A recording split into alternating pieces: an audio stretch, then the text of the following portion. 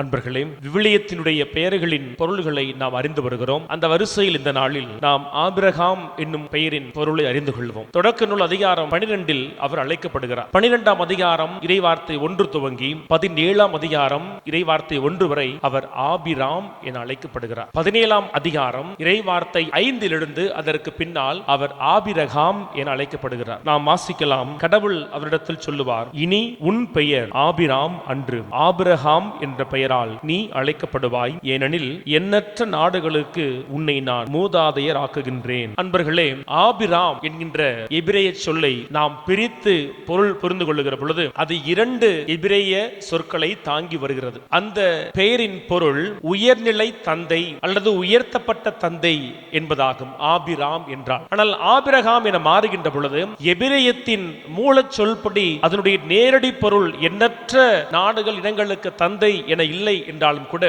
உடன்படிக்கை அடிப்படையிலான அந்த ஒரு உறவில் இந்த பெயர் பிறக்கிறது. தனக்கு பிள்ளை இல்லை என சொல்லி பல ஆண்டுகளாய் காத்து கிடக்கிற ஆபிரகாமை கடவுள் எண்ணற்ற இனங்களுக்கு தந்தையாக மாற்றுவேன் என அன்று வாக்குறுதி கொடுத்தார். அது இன்றைய காலத்தில் நாம் எண்ணி பார்க்கிற பொழுது எந்த அளவிற்கு உண்மையாய் இருக்கிறது என்பதை நாம் யோசித்து பார்க்க வேண்டும். ஆக ஒரு தனி குடும்பத்தில் அல்லது தனி நபருக்கு பொருந்துகிற பட்டமான ஆபிராம் என்ற நிலையிலிருந்து ஆபிரகாம் நீ ஒரு மகனுக்கு அல்ல எண்ணிலடங்காத மாபெரும் இனங்களுக்கு நீ தந்தையாக இருப்பாய் என பொருள் சுட்டுகிற ஆபிரகாம் என்கின்ற பெயரை கடவுள் அவருக்கு கொடுக்கிறார். இது உடன்படிக்கை அடிப்படையிலான ஒரு அர்த்தத்தை தாங்கி நிற்கிறது. கடவுள் அன்று அவர் வாழ்வில் சொன்னது இன்று உண்மையாகி இருக்கிறது.